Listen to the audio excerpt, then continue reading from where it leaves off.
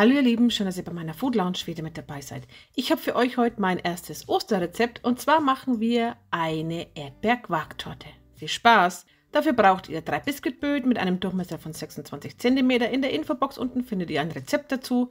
Dann für die Füllung 300 Gramm Erdbeeren, ich hatte gefrorene, 7 Blatt rote Gelatine, 80 Gramm Zucker, 500 Gramm Magerquark und 200 Milliliter Sahne. Für die Verzierung braucht ihr 300 Milliliter Sahne, ein Päckchen Sahnesteif und 2 Esslöffel Zucker, dann noch ganze 4 Erdbeeren, etwas gehackte Pistazien, Marzipan-Eier und so süße Hasenkekse.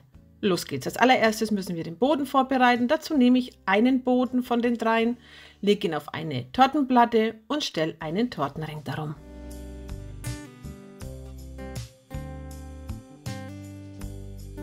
Der kommt zur Seite. Dann müssen wir ein paar Kleinigkeiten vorbereiten, und zwar hier habe ich 200 Milliliter Sahne steif geschlagen, die ist für die Creme. Bis wir sie brauchen, kommt sie in den Kühlschrank.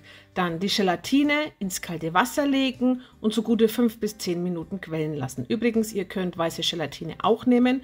Die rote hat den Vorteil, dass halt eben dann die Creme so richtig schön rot wird. Dann braucht ihr die Erdbeeren. Ich hatte jetzt gefrorene Erdbeeren, die vorher auftauen und pürieren. Wer die Körner nicht mag, der muss dann das Püree noch durch den Sieb jagen. Dann geht es auch schon los mit der Creme. Dazu gebe ich den Magerquark in eine Schüssel, da kommt der Zucker dazu und das wird das allererstes Mal verrührt. Dann gebe ich nach und nach die pürierten Erdbeeren dazu.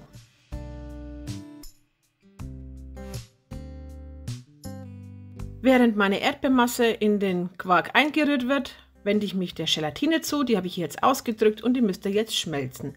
Passt bitte darauf auf, dass die Gelatine nicht kocht. Dann müssen wir die Gelatine der Creme anpassen, und zwar gebe ich da 2-3 Esslöffel von der Creme zur Gelatine hinzu. Bitte nicht andersrum machen und verrühre das Ganze. Und hier sieht man schon, dass es so eine richtig schöne, ja eigentlich schon fast pinke Farbe wird. Hier rührt meine Creme und da kommt jetzt die Gelatine mit hinein. Immer im Rühren dazugeben.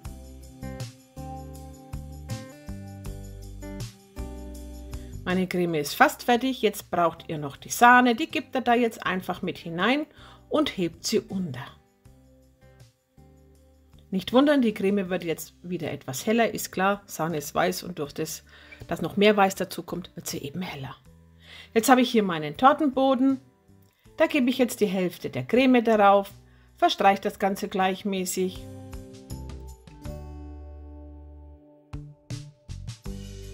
Dann kommt der zweite Boden darauf. Ich habe in der Zwischenzeit den Tortenrahmen angezogen, wie man hier sehen kann. Jetzt passt mein oberer Boden nicht mehr so richtig hinein. Also es ist so ein kleiner Nachteil, wenn man nochmal etwas anzieht, dann passt die ganze Sache nicht mehr. Aber ich habe es trotzdem geschafft, ihn reinzukriegen.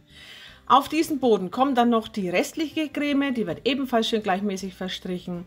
Und dann kommt noch der Deckel drauf und dann darf das Ganze für gute 4 bis 6 Stunden in den Kühlschrank. Hier sind jetzt die 300 Milliliter Sahne, die habe ich mit Sahnesteif und die 2 Esslöffel Zucker steif geschlagen. Und die brauche ich jetzt komplett zum Eindecken und zum Verzieren der Torte. So sah übrigens meine Torte aus. Also hier sieht man schon, dass dieser Biskuitboden sowas von fluffig war. Ich fange immer meistens mit dem Eindecken von oben an. Einfach Sahne draufgeben, verstreichen und ebenfalls auch den Rand. So sah es dann aus. Meine Torte war nicht krumm, das Stativ stand schräg, deswegen sieht es so krumm aus. Das ist jetzt meine Torte. Ich habe mir überlegt, ich mache so kleine Tuffpunkte drauf. Dazu gebe ich noch einen Teil von der Sahne in einen Spritzbeutel. Dazu braucht ihr nicht mal eine Lochhülle. Das könnt ihr auch, wenn ihr einen Einwegspritzbeutel habt, so machen. Da könnt ihr auch die Größe anpassen, indem ihr halt eben das Loch so groß schneidet, wie ihr es gerne haben wollt. Ich habe so 5 kleine Punkte nebeneinander gesetzt, sodass es ein kleines Nest wird. Dann hatte ich hier Marzipan-Eier. Ich verlinke euch unten in der Infobox, wo ich die her hatte. Ihr könnt aber auch alles andere nehmen. Dann noch die Erdbeeren waschen, vierteln und vor jedem Ei eine geviertelte Erdbeer drauflegen.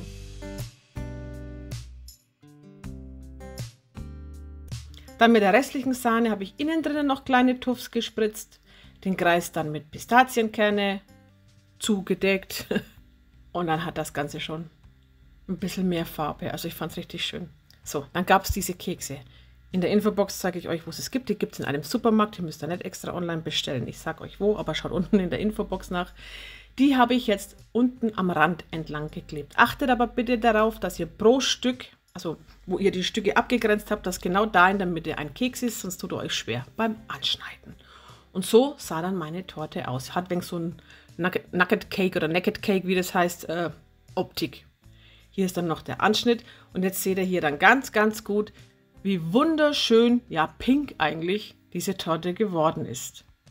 Diese Torte war wirklich total fruchtig, frisch und lecker. Wer mag, kann zum Beispiel noch in die Creme noch so Erdbeerstückchen dazu geben, dann schmeckt das Ganze noch etwas fruchtiger. Ja, das war es dann auch von mir. Ich hoffe, dieses Video hat euch gefallen. Wenn ja, lasst mir einen Daumen nach oben da. Abonniert meinen Kanal und wir sehen uns ganz bald wieder. Dann wünsche ich euch noch einen tollen Tag. Bitte bleibt gesund, passt auf euch auf und bis demnächst. Tschüss.